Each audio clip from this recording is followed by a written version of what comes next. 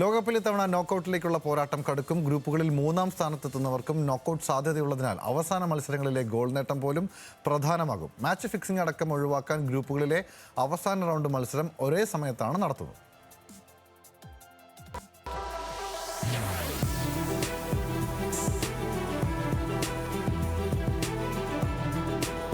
ചരിത്രത്തിലാദ്യമായി 48 ടീമുകൾ മത്സരിക്കുന്ന ലോകകപ്പ് 72 ഗ്രൂപ്പ് മത്സരങ്ങൾ. ലോകത്തെ 4-1 രാജ്യങ്ങൾ കളിക്കുന്ന വിശ്വവേദിയിലെ പോരാട്ടം അവസാന റൗണ്ടിൽ. ഇനി നോക്കൌട്ടിലേക്കുള്ള കണക്ക് കൂട്ടലിന്റെ ദിനങ്ങൾ. 4 ടീമുകൾ ഉൾപ്പെട്ട 12 ഗ്രൂപ്പുകളായാണ് ഇത്തവണ ടൂർണമെന്റ് സംഘടിപ്പിക്കുന്നത്. നോക്കൌട്ടിലേക്ക് 32 ടീമുകൾക്ക് പ്രവേശനമുള്ളതിനാൽ പ്രധാന ടീമുകൾക്കെല്ലാം അവസരം ലഭിക്കും.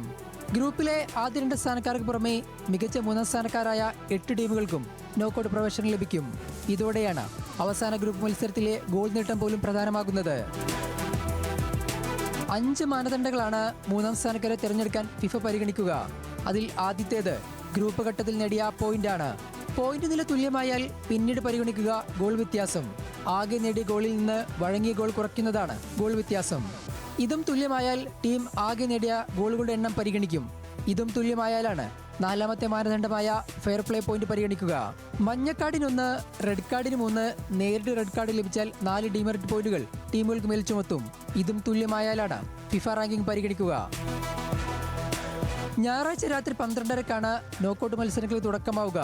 ജൂലൈ 19-ന് രാത്രി 12:30-ക്കാണ് ഫൈനൽ പോരാട്ടം.